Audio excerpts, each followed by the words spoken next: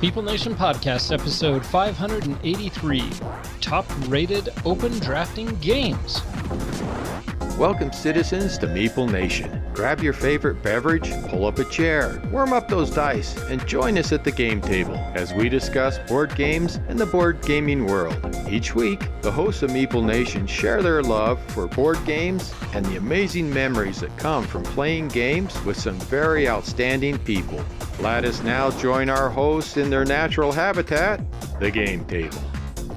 This week, we're concluding our discussion, actually, of open drafting games. So in our previous episodes, we talked about our top 5 and just a bunch of open drafting games. This week, we're going to talk about the top-rated open drafting games. Probably won't do a lot of discussion on stuff we've discussed in previous episodes, but we're going to try to hit on some of the games we didn't touch on. Yeah, some games we own, some games we don't own. Here's the list. I put in the criteria I wanted for my BGG list, and BGG said, in your criteria, these are the top open drafting games, and so we're just going to go over that list. The list is here. You and I are going to look at it, and that game sticks out. I'm going to talk about that game. Sounds good. There will be probably some that we don't talk about, so jump over to the show notes, and you can see a list of those games that we did not touch on if you are interested in seeing what else is out there and what else is top rated. We are the hosts of Meeple Nation. I'm Nathan Howard. I'm Andy Holliday. And together, it's just you and I, but our powers combined, we still make the world's most okayest podcast. It feels like a little less than the most okayest since Doug's missing. It does, yeah. He boosts up, he buoys us up quite a bit, and with him being out, I think we're just the okayest, not the most okayest. That where you, yeah. I stumbled over a lot of words there, but I think you're right. We do still have the world's most okayest website. You can jump over there. We have links to past episodes, the link to our sidecast, SaltPOD, the SaltPOD podcast. There is our bios and links to all of our socials, and you can find us there. We enjoy chatting with people on our Discord channel, but also on our website, you can find a link to our Patreon page. Our patrons, they make it possible for us to continue to upgrade some equipment and to make some adjustments and advancements. Or whether that's good or bad, I don't know, but it's being done. And I'm surging best I can to try to update and edit podcasts as quick as we can record them.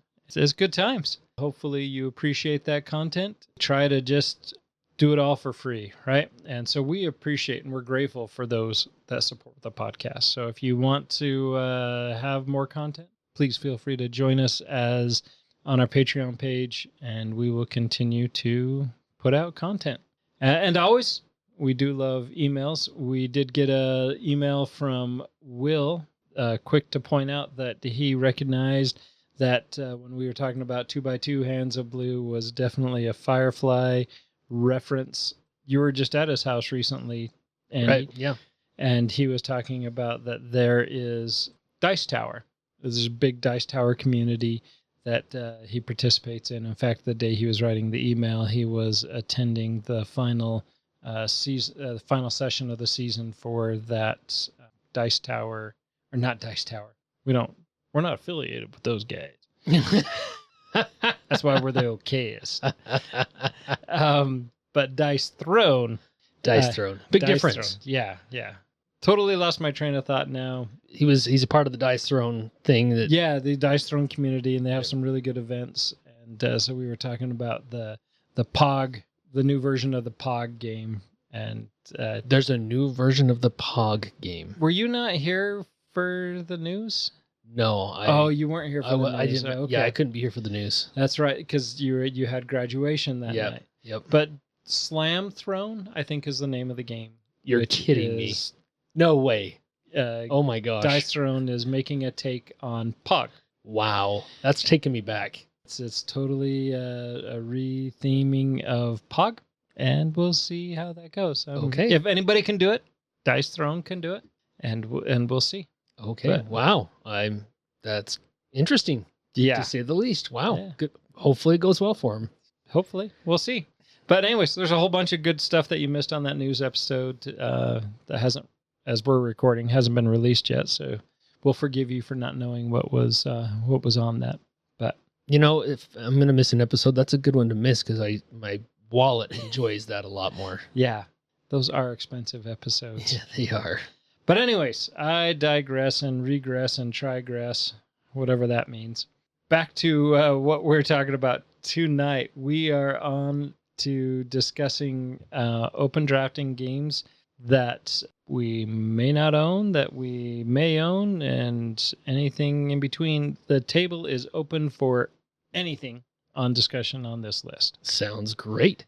But first, before we continue, yes, the Meeple Nation podcast is sponsored by GameToppersLLC.com. Go over to their website, GameToppersLLC.com. They have some awesome content. We have thoroughly enjoyed our toppers over the years.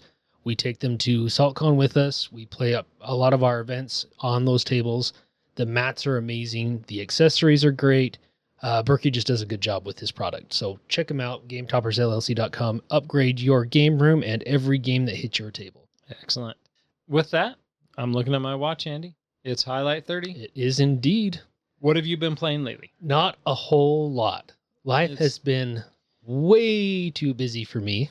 Yeah, it's crazy. You got kids graduating. You got kids leaving the house for a while. It's getting married, graduating. Yeah, going on missions. It's crazy. It's been very busy. Plus, kids out of school, and one of them's in football. And that's going to get you all sorts of busy this summer. Yeah, it's been nuts. So there's not been a lot of time anyway. But I have had a little bit of time.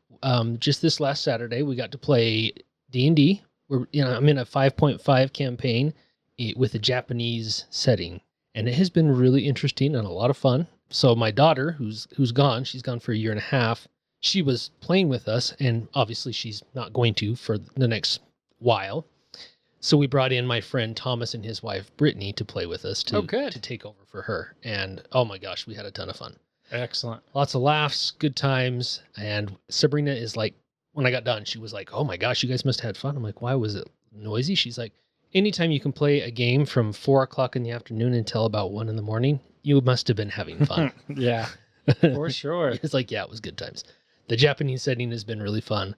It's been a little getting used to because it's outside of the normal fantasy D&D realm, dealing with Japanese lore and the fantasy side of the Japanese culture has been really interesting.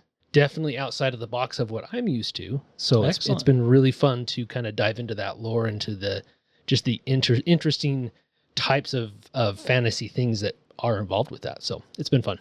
A while back, I can't remember which episode it was, but I was talking about the game, The Guild of Merchants Explorers, and this is a game that I had culled. It had been the news episode. I think we were talking about it in the news episode because this conversation doesn't sound familiar to you. Saying that the Guild of Merchants, you were using part of the game of the insert as part of the game board. Oh. And so I just want to make a quick correction on that. The game I was referring to that I couldn't remember was the Siege of Rundar. And this was one that kind of fell flat for me. The Guild of Merchant Explorers was much better and still ended up culling the game. This was one that you played, the Guilds of Merchant Explorers, you, Richie, Corey, and myself. Okay. Played awesome. That a while ago. If you say so. If you say so. Yeah, that's exactly right. But anyways, that's not my highlight. That's my... setting the record straight? Setting the record straight, yeah. I couldn't remember the game that day. Took some research, and I finally got it. But my highlight is I've been playing a ton of Living Forest. Been playing this with my wife quite a bit. I've been playing it with Brad. There was a night that it was Andy Rockwood was with us, and Brad, and the three of us stayed and played that. It's similar to Mystic Vale? Mystic Vale, but the Edge of Darkness. Really? It's more closely related to... More closely related with that, where you're drawing cards, and when you get a certain number of negative cards, they have a little darkness symbol on it. Mm-hmm. And if you get 3 of them, then you can't draw any more cards. But otherwise, you can keep pressing your luck and flipping over cards that are going to give you resources. But what I really liked about this game was that it's a little bit more forgiving. It's not a card crafting. Okay, so you had me really excited for a minute, but it's not a card crafting, but it still is still good. It still is good. It has a lot of those same elements that are in that, and as you're adding cards to your deck, because it is a deck drafting or deck building game. Okay. And you're going to buy cards in there, but there's kind of there's different realms that you're trying to control. You're going to win the game if you have 12 there's sunshine symbols, but they're 12 sunshines. 12 sunshines, or if you've put out 12 fires, or if you have 12 trees, then any one of those three conditions, then the game wins. And if you're the only person that has 12 of that, then you win. And if there's a tie, then it breaks down. I can't remember exactly how it breaks down. Doug wasn't playing, so it didn't matter, right? Yeah. It only matters when ties only matters when Doug's around, because inevitably he'll end it in a tie. But it's a great little game, and I very much enjoy how it's kind of simplifies those Mystic Veil, Edge of Darkness mechanics. Interesting, yeah. And it makes it simple enough that it's a game that Cheryl very much enjoys. It does have a BGA implementation that doesn't mean anything to you, but to me, it's great. Played it several times online, played it several times with my wife and with others. It's a very accessible game. Nice. and very good. This is something that at Hug a Meeple, Marissa taught this to my wife and I. Yeah, I saw that she had brought it. I wanted to try it. I think you'll really like it. Yeah. And I just picked up the expansion for it, and I haven't even opened that up, but I am very excited Color to get me that. shocked. Yeah, that it's Whoa. not opened up, or that I have it. Either of those. Yes. But the Living Forest Kodama is the expansion. Do you have the base game or just the expansion? You know what, Andy? Hey, it's a valid question. It probably is, but no, I have both. Okay, good. Are they both in shrink? No, only one copy's in That's because you played it here. Hey, Yeah. good job, Nathan. I'm proud of you. But to make you feel even better about yourself, I actually have 2 copies of The Living Forest. Oh my gosh. Oh my word, dude. You just waiting for someone to like it and buy it from you? Is that No, what's going no. It was been on my I'm looking for list for a long time, and it was out of print for a while. It came back in print, so I ordered it because I'm a coordinator for SaltCON. They had a list of games that they gifted me. They're like, "Oh, thanks for being a coordinator. We bought you some games," and they bought me 2 games. And You have both of them already. and I had purchased both of them like a week and a half before Oh. SaltCON gave them to me. So the irony is even deeper there that I Nice. have 2 copies. But Nice. that was a short story, way too long, and a highlight that went way over. Well, I do want to add one more highlight. It's not really a highlight, but it is kind of a highlight. Nathan has to stop adding area control direct conflict games to the docket for game night. I have learned that that's a game that I don't play with Andy. Andy is a grumpy I hate area control direct grumpy conflict guy. game. You know, if it was just you and I playing, it would be fine. Cannot stand area control direct conflict games when it's more than 2 players. And I get that. And but we did play Cyclades. In my defense, Legendary. legendary. In my defense, there was only one person that got attacked that entire game, Yes. and it was me Yeah. by 2 different people. And then you yelled at Doug, who kind of shut down and didn't do anything else for the rest of the game. Well, Doug shut down when I took out all of his ships. He was fine until then. When I retaliated. I think there were some angry words shared at the table. Yeah, there were. Just a few. Just a few. But yes, I have learned that area control is not something that I play with Andy. I'm going to say ever. That's probably a good idea. Yeah. Certain area control things aren't bad. And that's In certain games. Yeah, and I guess it's area control is in itself is not bad. It's the direct conflict with it's it. the direct conflict within area control. Yep. Yeah. And that's At more than 2 players. yeah. Yeah. It's too easy to pick on people. And like I said, in a not to make this highlight that much longer, but Too late. I think that too late. I think that in a direct conflict with more than 2 players, one person gets hit, and then that just encourages someone else to come in right behind them and hit the same person once Pick they're up weakened. the weak link. Yep. Yep. And it's just, I don't like that mechanic at all. Yeah. No, So- I see that. But yeah, it doesn't bother me nearly as much. I like to play games to have fun, and that's just not fun. And Yes, it was not fun. I even won that game, and I did not have fun. I'm like, I'm never playing this again. Yeah. Ever. And I'll make sure of that. Good. Cyclades was, I thought, exceptional. I'm looking forward to playing it again Without you. me.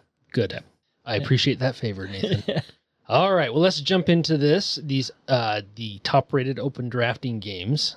So what does it mean to like this open drafting mechanic? I know we've kind of talked about it on other episodes. So we want to just dive into just a brief explanation of what that is. Hopefully people know. So I think we'll just Okay. say, yeah. Fair enough. If you want to know more, jump into one of our previous episodes and you will learn more about that mechanic. For sure. Yeah. All right, so what do we got? Games that we didn't talk about that is kind of funny. When I was making this list, I was like, how did all three of us who own Dune Imperium not talk about Dune Imperium as an open drafting game? You are right.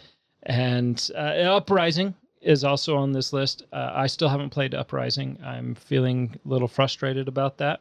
But Dune Imperium, you have those cards that are in each faction that you can draft, and there's locations that are open on the board that you can go to. So if you have the required water or spice, that you can go to those places and acquire those, or you have the workers, or not the workers, what do they call them? They're not soldiers, your workers. Yeah, essentially they're workers. Yeah.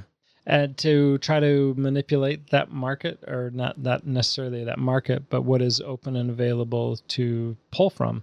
And we did talk about these games being very similar with the market and the open drafting. Slight nuance between a market game and an open drafting game, but we're not going to get into that here. But Dune Imperium is a very good game. And you talk about ties. This is kind of where the whole Doug losing to a tie comes from Dune Imperium. But Dune Imperium has been fantastic. I haven't played it in probably over a year now. It's been a while for me, but this is a game I'd love to get to the table again. Very well done. And Uprising Imperium, but better because it includes sandworms. That is true. Every Dune game should. Yeah, why would you have a Doom game without sandworms? Not to say that the original Dune Imperium game is not fun, because it is. It's a lot of fun. But you really don't have sandworms, so you got to have sandworms. Yep. If you're going to have a Rakish, you got to have sandworms. Absolutely. One game that for sure wanted to make sure that we hit on. All three of us own that game, and none of us talked about it. So, yeah, that's true, which is kind of surprising. But yeah, you're right. We did not. We've started playing Ticket to Ride Legacy Legends of the West, and I have really had fun with this. And this has the open drafting in this game. Yes. And my gosh, I like Ticket to Ride. A lot of people, it's just Ticket to Ride. I actually really enjoy playing Ticket to Ride, especially with my kids. But this has taken Ticket to Ride to a whole new level, and it has been a ton of fun. And it's one that we haven't played in, at least a month? Yeah. I thought we had a really core group, and I thought it was going to work out, because up until we started playing this was 5 people that were here every night. Right. Every game night. And so I thought this is going to be a no-brainer. We're just going to get through this. And 5 games in, maybe 6 games in, we're having a hard time getting everybody to show. Yeah, I think it'll happen. It's just the craziness of end of school year and everything else, I think, is what it comes down to. But this has been a lot of fun. And, the open drafting aspect of it is similar to any other Ticket to Ride game, right? Where you just have the train cards out there that you can draft and pull into your hand. So as far as that goes, there's not any difference between a regular Ticket to Ride game. But if I'm going to talk about a Ticket to Ride game, I'm going to talk about this one, because it is far superior than all of the other Ticket to Ride. Yeah, the level of discovery in the game and the interaction with things becoming disposable. For sure, yeah. And the game evolving and changing. And event cards that make it a little more interesting. Yeah. And I know a lot of games will add event cards, and a lot of the events just are terrible. Like, why am I even playing with this event deck? It sucks. It's always something negative. That's not the case with this. Sometimes it is, but quite often it's something that it's a boon that, hey, if you do this, you're going to get something extra. I like those kinds of events, or event decks that can change it up a bit, but not to where it's like, oh, everybody's dreading drawing that dang event card because it's just going to be terrible. Yeah. So I think it's well done. Yeah, I very much enjoy it. I'm playing two versions of it, not two versions, but two instances of it. Yeah. And it's kind of funny. They've both stalled for some reason. My wife is like wants to play anything but, and so Really? yeah, it's she wanted to. She really enjoys Lost Cities. No, not Lost Cities. My City Roll and Write. The My City Roll and Oh, Write. does she really? Yeah, and so she really wanted to play that with Ashley and Zach. So we went through that, and that's a 12 game series to complete that kind of. It's not necessarily. Well, it is a campaign, but so you go through all 12 of those scenarios, and so we've completed that, and then we just haven't gotten together since. So, but hopefully there's nothing else holding us back now. We can get back into Ticket to Ride, and hopefully our Thursday night group can get back into Ticket to Ride because it's a great game. Very much enjoy it. Yeah, I would agree with you there. So Concordia is on this list. This is a game that has been elusive. You didn't play this, did you? I did it was not. Doug and David that played with Julie, and after I have picked up a copy of Concordia and all of its expansions, and you can go ahead and make fun of that list too. And I picked up I would never. Concordia Venus, which is kind of second edition, and I think I'm just gonna have to break down and not wait for anybody to teach me. I'm just gonna have to get these rules out and get this so I can teach it and play it. But it is a game I'm looking forward to. It has a lot of it's kind of more of a market game from what I understand, where you're going to change the value of stuff that's in the open draft that you can mark. The market's going to change those items that are in there, and but that's my limited understanding of that. I really want to play this game. It's very highly recommended and fairly highly rated, and I believe it's overall rank of 26, so very highly rated. Has an 8.1. And not overly complex, but it is one that I really want to get to the table. And I think if it's going to happen, I have to make it happen. And so that sounds probably accurate. Yep. And no one's going to fulfill my goals for me better than I am. So I need to get on that. And if it's stop waiting around, then I'll make stuff happen. I believe in you. You are the pen. Nice. Other games on here? Lost Ruins of Arnak. I can't remember if we talked about that or not. I don't think we did. So, and this is one that you and I kind of both soured on. When it first came out, yeah. It's also one I want to try again now that it has the new expansions. I think part of what soured me on this is the fact that, number one, you're basically the game's played, in my opinion, on that track. On the right side there. Yeah, that's what's important. That's what I noticed in my plays. I know there's a lot more going on the other part of the board. But it all feeds into that one All track. of it does, which is fine. But also, it was explained to me as a deck builder, and it is definitely not a deck builder. It is a deck building element to it, but it is not a deck builder. Yeah. No, I agree with you. And it is pitched as a deck builder. But yeah, it's deck building is, I wouldn't even call it the primary mechanic. No, it's definitely not. I mean, yeah, it's tableau building, ladder climbing. Yeah, but it is a deck building game, but I would not pitch it as a deck building game. Definitely not. But with the expansions, it may fall into that category that, hey, this expansion actually fixes the game for those of us that didn't care for it to begin with. So yeah. I haven't tried it with any of the expansions, and I really need to. Doug, Nathan, Tinney, and I played it at BGG. Mm-hmm. We didn't quite finish the game because we had to rush off to dinner, but I got a really good sampling of the expedition leaders. Okay, yeah. And that did pick up the game quite a bit for me. Okay, that's good. And so I'm very anxious to give this a try again. I thought it was something worth playing. So at Chanameeple this year, Chanameeple Spring, Julie taught us Concordia? No. Oh. She taught us Roller Coaster Tycoon, or Railways of the World. She has Roller Coaster Railroad Tycoon, and I have Railways of the World, Easy for you to say. My goodness, apparently not. And so this has a drafting element too. So at certain points of the game, you're going to be able to draft cards that are face up and add or gain the effects of those cards. It's not a huge part of this game, but it is an important part of the game because that can give you just that little boost that you need to push yourself to the next level of as far as points and getting your rails built and everything else. You would think I would remember exactly how everything works since it was just in April that we played this, but apparently my memory isn't the greatest. So I do remember the fact that I enjoyed the game, and Julie did a great job teaching this game, and I absolutely was terrible at it. I think Dave won. Why was I playing games with Dave? That's a good question. No, Dave kicked our butts. Anyway, but it was fun. I had a good time. It definitely was interesting, and there's a lot of strategic depth in this, and that open drafting definitely has a part of that, of, being able to give you those extra benefits by drafting those cards at the right time and setting yourself up to gain the max benefit for them. So it was a good game. I liked it. Excellent. And what was that game again? That was, it has two names. So it was reprinted as Railroad Tycoon, and it's also Railways of the World. Okay. Recording, we have SaltCON coming up this weekend, but when this is released, SaltCON's in the past. Will Day was going to try to get with us at either summer or end of summer to try to teach us Food Chain Magnet.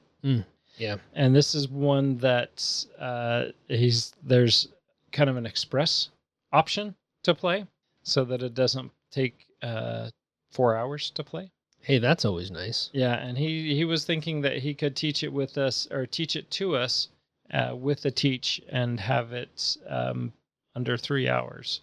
And so I was excited about that. I've always wanted to try this game. I've had a lot of interest in it. It has several expansions, or does it only have one? It might only have one. I know it has expansions anyways. I think it has more. It has one. The catch-up mechanism and other ideas. But this is one that I've wanted to try, but it looks the time on it looks ominous to me. Yeah. Teaching and learning a new game, and because it has a 240-minute time limit, or not limit, but a time prediction, and playtime prediction, and when you're learning it new, you double that, and that sounds learning a new game. And then, unless it's fun, I mean, I'll totally give it, if it's a fun game and I'm totally involved, but this one always kind of makes me worried that it's not going to be. And so I want it to be fun. And so I'm hoping that Will, with his Express Teach, will get this game to the table for us, and it's something that I'll enjoy. Yeah, hopefully. I don't know much about this one, but I mean, 4 hours, that's a big chunk of time for a game. So it better be enjoyable, and the turns better be snappy, because that's a long game if they're not. And that's what has me worried, because it's a very heavy strategy game about building a fast food chain. The focus on building your company using card-driven resource management systems. Players compete on a city map, making purchases, marketing and sales options, and key staff members, and all to be played for 2 to 5 serious gamers. Wow. And it's not much to look at, so that's not a very beautiful game to be looking at for 4 hours. It is. It is very simple. It does not look like... Not simple. Right. The board looks simple. The board looks I would simple. definitely never call this game simple. Yeah. But I do have some interest in playing this, and I would be very grateful if Will gets that opportunity this con, or if not this time, hopefully end of summer. Yeah, for sure. Yeah, at a 4.19 weight, that is a beefy game. It is. Yeah. Very nice. So I know Doug talked about, I believe it was in his top 5, he talked about Everdell. Yeah. But we did not talk about Everdell Duel. Oh, we didn't? I don't think we did. Did we? No, because I didn't want to talk about it in the first episode, I didn't want to discuss it when Everdell was in his top 5. Yeah. So he did talk, I think he did talk about it in one of his highlights. I did. Oh, you talked about it. Okay. Yeah. Carry on then. So it does have an open drafting element, just like in Everdell. It is a little bit different. Everdell, as Doug explained, you have just the open market in the middle that you can choose from. However, in Everdell Duo, you have a sun token and a moon token that are moving along this path. And the cards that you can select will depend on where those tokens are. So each token is going to be touching 4 cards, essentially, the corners of 4 cards. And that's going to determine what cards you can choose from and to build when you choose to take that action. So you don't have everything that's an optional for you, which I think makes it a little more difficult and can force you to maybe move the token that you may not want to move that round, just so you can take the card that you want. So I like that aspect of it. I like that it adds a little bit more of some thinking and some strategy involved in exactly how you're going to get the cards into your hand that you want. And that may mean moving that sun token a little bit faster than you want, which is going to prevent you or the other player from playing all your workers, for example. So I think it's a great game.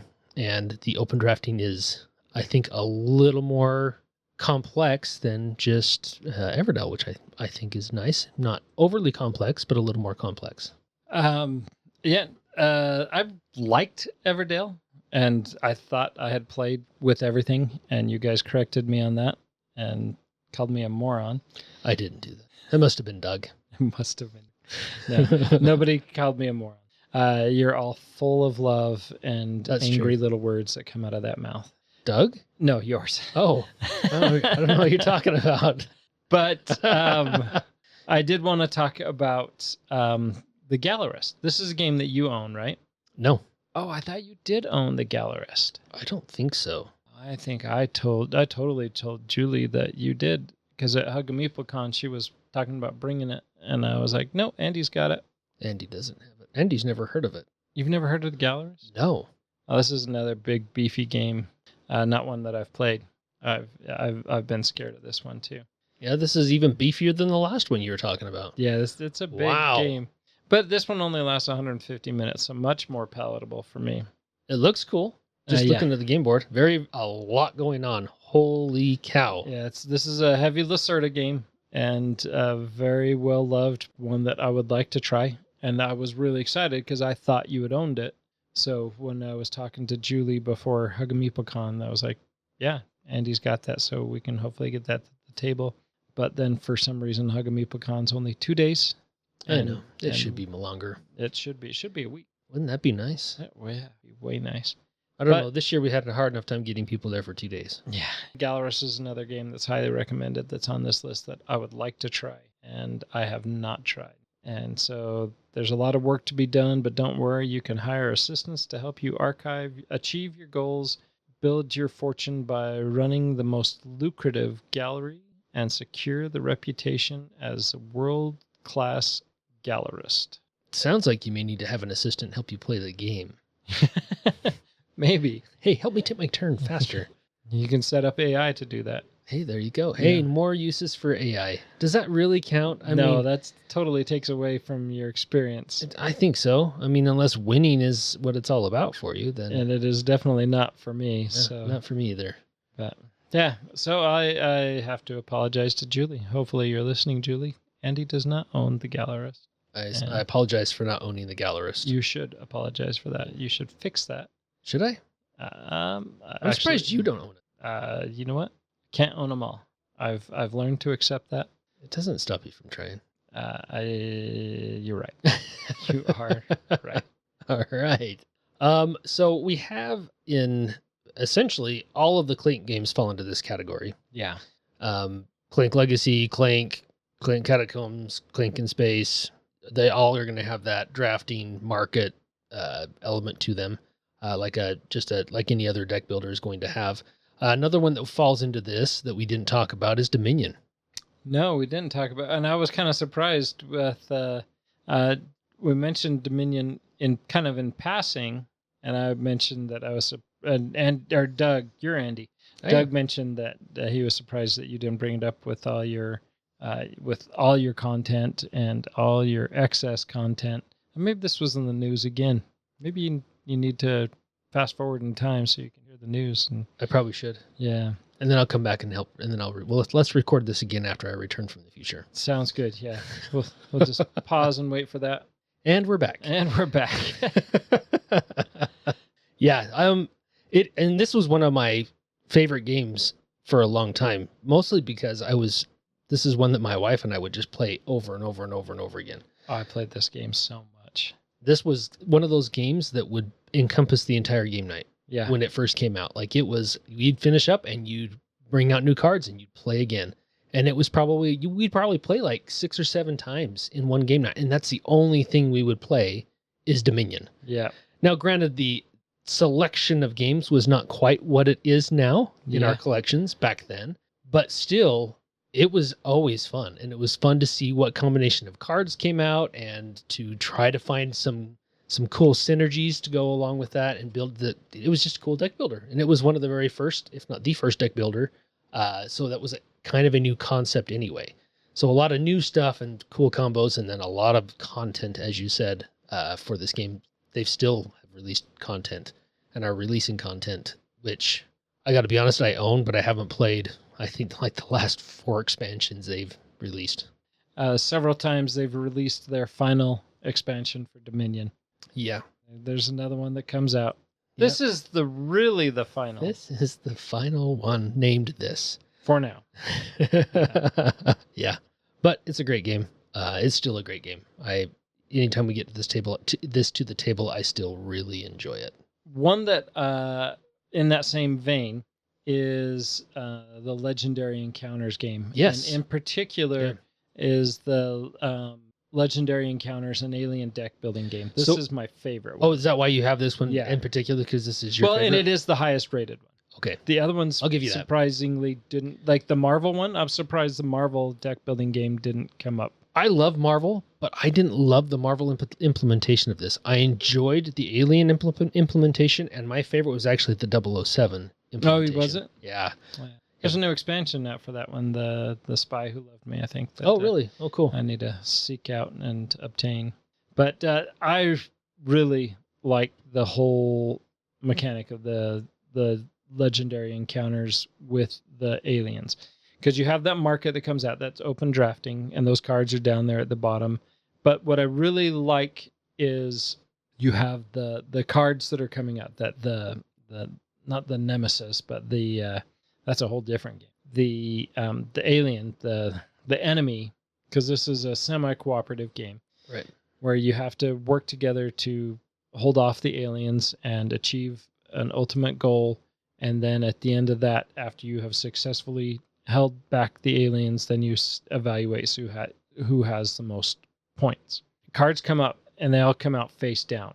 And so you have to search, I think, is the mechanic that you're going to search the location, and then you flip that card over, and that card could be a boon, but it's most likely a bane, and it often could be a xenomorph. Is that what they call them? Yeah, it could be a xenomorph that's going to be there that's going to do you damage unless you have enough fight to defend it off and defeat it. I like that hidden element, and the synergy in the cards that is similar to all of the upper deck building games. The Marvel, the Predator, the 007, all of them have that same follow, where you have the green is the strength, you have the intelligence, and you have the other ones, covert, and I can't remember them all. But for me, anyways, Legendary Encounters, the Alien deck building game, did it the best.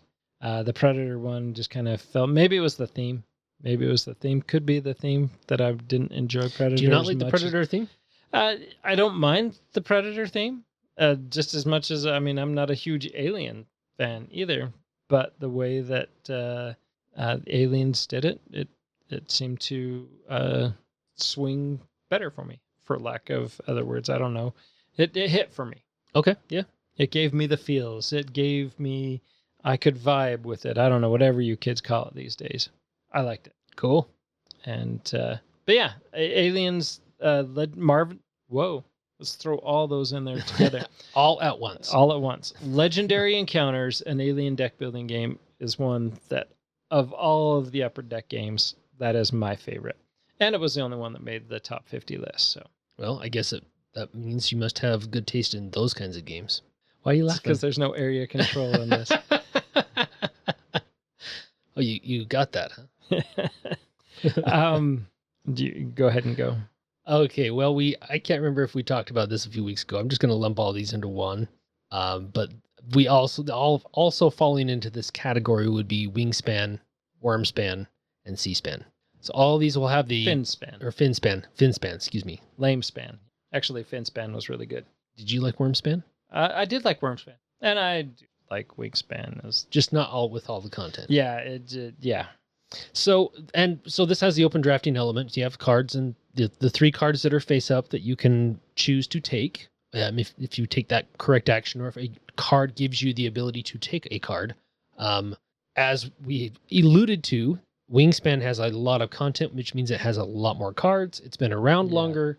Wormspan, I actually think I would actually like more cards, but I also feel like with Wormspan, the variety of abilities and everything on cards, there aren't near as many things. Yeah. Like a lot of them are the same. Yeah, no, I see that. And I'd love to give Wormspan another shot. And yeah, I'd even give Finspan another shot. You haven't played Finspan. I have not yet. I think you'll very much enjoy Finspan, and you enjoy all the other span games. But yeah, I've enjoyed the theme of Wormspan. For sure. Yeah. And Finspan was fine. So, having not played Finspan, does it play more like Wingspan, or does it play more like Wormspan? Because in Wormspan, It plays more like, I'm gonna say more like Wormspan. I seem to recall it being more like Wormspan, okay, not as bogged down in different little petty mechanics. petty mechanics. It just, that may not be the best term of words, but it just kind of, I don't know. Terraforming Mars, same thing, right? Where it just gets to the point where it was a great game as it was. And I know people love it and they love all the complexity. I know you're sitting right there. So you saying like maybe this has helped me understand this. I know we've discussed this so many times on the podcast, but I really want to get into this just a little bit, just a short little deviation tangent here. Was it like the end of round cards? Was it the end of game cards? Because otherwise it's adding really kind of the same mechanics with the extra expansions. What that did is add like in between round cards, the pink ones, and the end of round cards, which are the blue ones, and the end of game part cards, which are the yellow ones. Those got added in expansions. So exactly what is it that really just get your gander up with this game? Maybe I just don't really like the game. Okay. Like the nectar stuff is... The nectar where you have the wilds. I actually think it's easier to fill your board up with the nectar. It is easier to fill up your board, but then it's, the whole level of, at the end of the round, I have the most nectar, I get something. It's at the end of the game. At the end of the game, yeah. And it's just, I don't know. For some reason, a lot of that stuff just kind of, for me, muddies the water. Okay. In a game that maybe I'm just not super invested in the first place. So it's just the little things make it even worse for me. Less tolerable for you. Yeah. And again, I totally, and I'll say it's not a bad game, right? I don't hate the game. I just don't want to play it. Okay. I could tolerate playing it, but there's other things I'd much rather play instead. I totally understand that. So, yeah. Right. We can tangent back to the circle that we were. What circle was that? We were talking about open drafting games. Oh, okay. Just back to that. Okay. Yeah. I thought there was another game that we were talking about that led into that. That I'd long forgotten. I just brought up the different spans. All right. Harmonies. Have you played Harmonies? I have not played Harmonies. Oh, this is a great game. This is a game that you are trying to... sorry, I'm cutting and pasting. It's a game where you are trying to make patterns on your board. And so you are drafting from the board. You're drafting your colored resources, and you're going to put those onto each player has a little tableau grid, hexagon grid that's in front of them. And you are trying to plant the different things that represent mountains, rivers, hills, yellow, red, trees, green, dirt, brown. Okay. All of these things that you're trying to represent patterns. And some of the patterns you want to just do once. Some of the patterns you want to do 2 or 3 times in order to score the card successfully. The more times you complete it, the more points you're going to get. you can only hold a certain amount of cards. I want to say it's 3 cards, maybe 4 cards that you can work on at any given time. And so if you have a card that you need to complete that pattern 3 times, that's kind of stuck in your open slot. And so you can't move on to another pattern until you've completed that, the required amount of patterns that you need to build. Some of them are just like a one-time thing, and they usually require more pieces, they cover more of your board. But more of the simpler ones you have to do 2 or 3 times in order to remove those off, and then you're going to score points at the end of the game, and you have kind of a beginning of the game objective that's going to allow your river to score more points, or trees that are next to your river, or mountains are going to give you more points. But Harmonies is a very simple but complex game.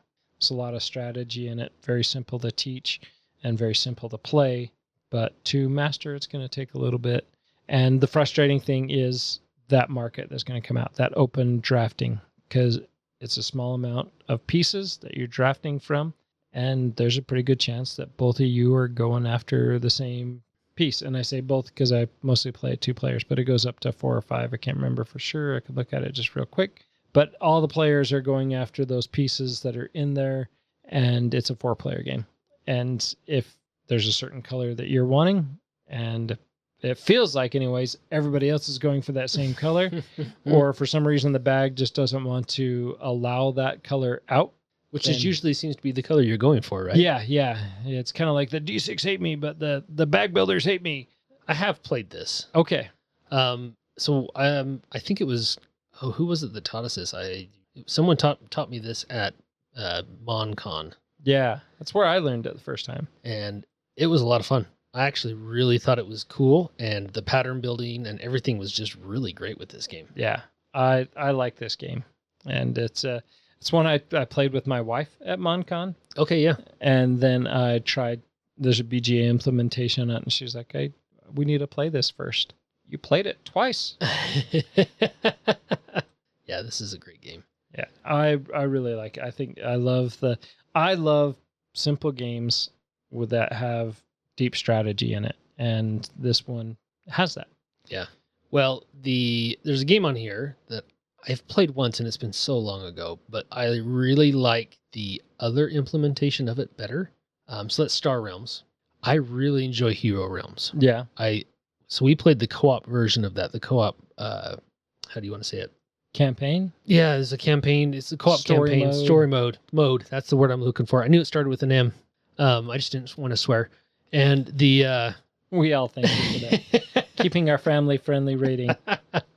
Anyway, so so we played this in co-op over at BryceCon. I played this with Richie. We went through the whole campaign that was available, and even the expansion that he had, and we're waiting for the next expansion to come out. But oh my gosh, it was amazing. I didn't know that Hero Realms isn't on this list, which is weird because it doesn't have the open drafting under the mechanics in BGG, even though it doesn't? Even though it's the same. I mean, it's essentially the same, and it has open drafting as part of it, but it's not listed as one of the mechanics.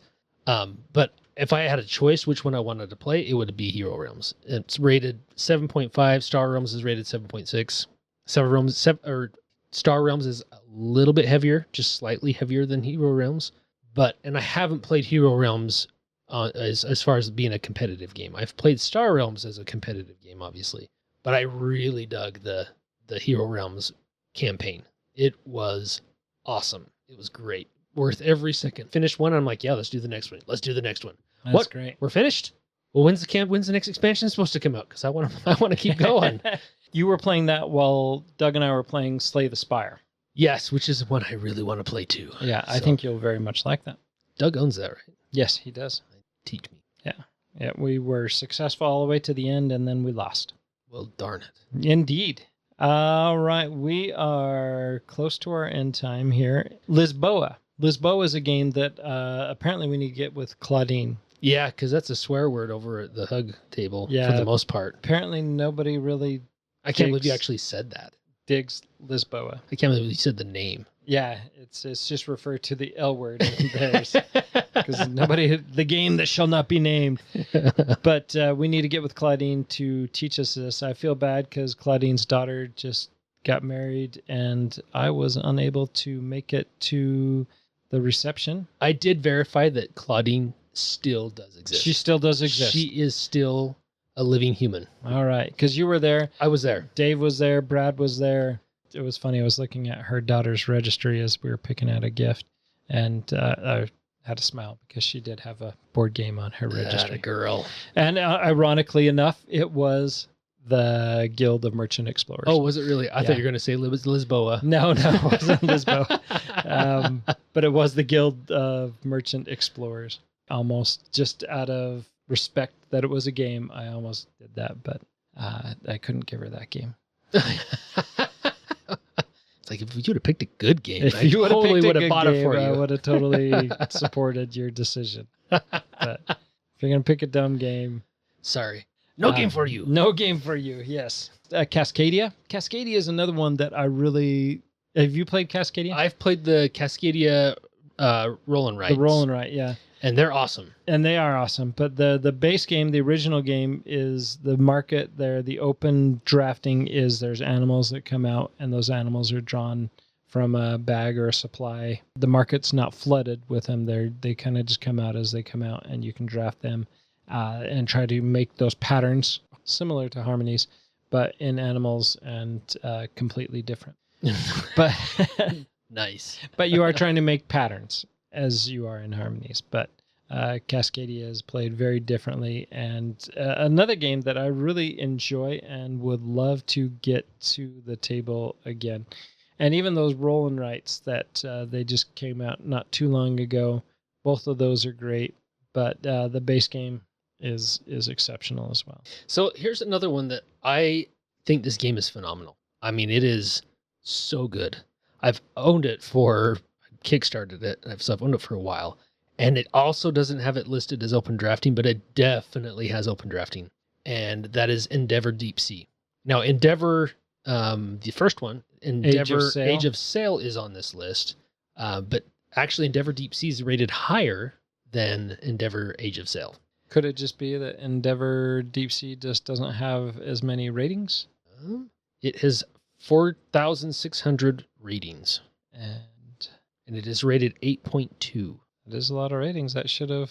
It just doesn't have open drafting as a mechanism, but it definitely has open drafting as a mechanism. In this game, you actually have two different ways that you're open drafting in this. So you have your crew that you open draft at the beginning of every round.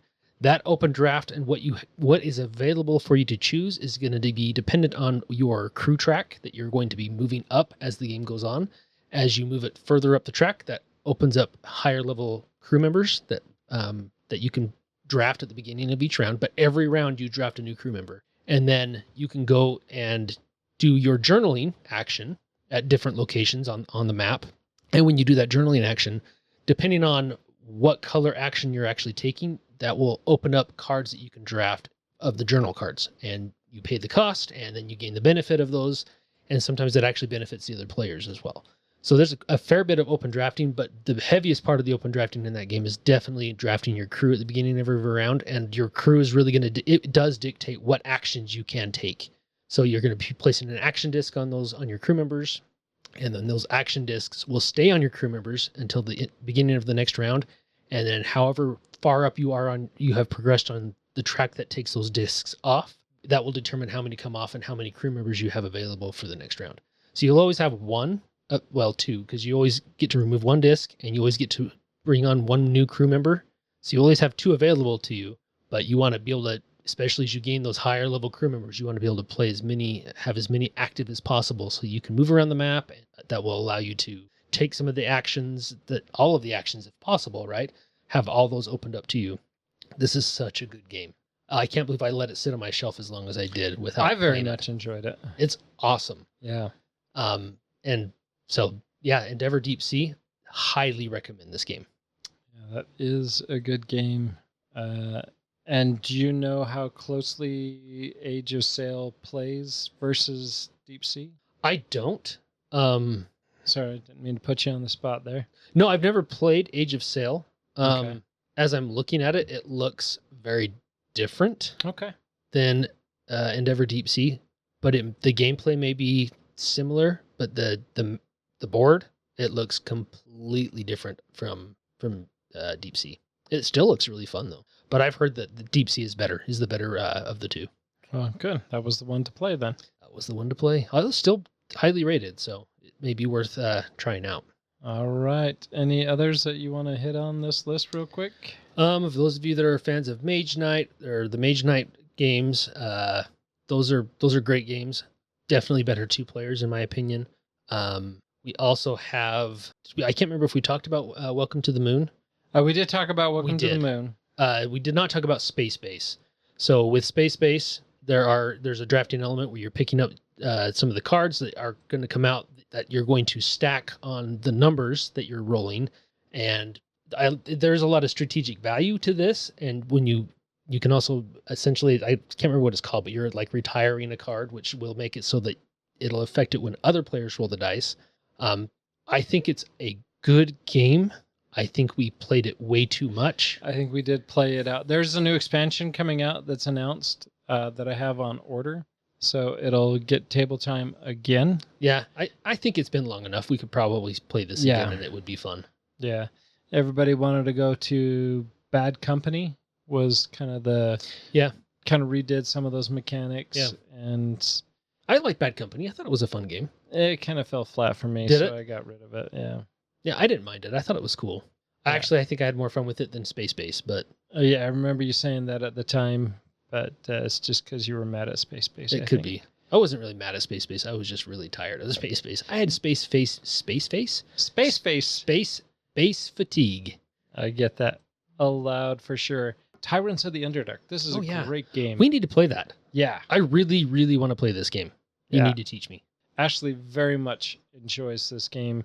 It's something we need to get to the table. I think it's something that you will enjoy quite a bit. The Legends of Drizzt novels. R.A. Salvatore. He's a great author. I've enjoyed all of his books and all of the story of Drizzt Do'Urden, which is what this game is part of that story, right? Right. So it's one that I really would like to get this to the table and try it out. I think you'll like this. It's I don't think you'll like it as much as some of your other Drizzt novel games because it is fairly simplistic mechanics. Right. It is a deck builder. I very much enjoy it still. Awesome. Well, we've touched on a lot of the more popular games with this open drafting mechanic, and there's a lot more on the list that we didn't touch on. So go ahead and jump over to those show notes and check out the list, see what we didn't talk about, and leave us a note if there's something that we didn't talk about that you particularly like yourself. We'd like to hear from you. Until next time. We will see you summing up that list and remembering all the stuff you forgot to put on your open drafting list at the game.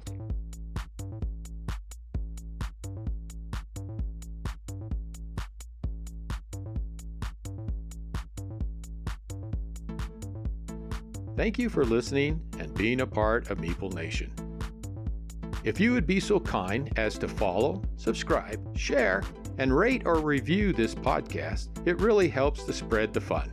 You can be more involved in supporting the podcast by joining the nation at patreon.com/Meeple Nation, or you can find a link at the top of our webpage, meeplenation.com. And while you're there, look at all our extra content. There are links to all our past episodes, a wide variety of blogs, pictures from our Instagram feed, and bios for all the hosts and our awesome bloggers. Follow us on Twitter, Instagram, and Facebook, all under Meeple Nation. If you would like to chat with the hosts or other members of the nation, you can join our Facebook group, Meeple Nation Off Air. We hope to see you again at a game night, a con, or maybe a suspense-driven evening of Werewolf. Thank you for listening and supporting Meeple Nation, and stay tuned for next week's episode.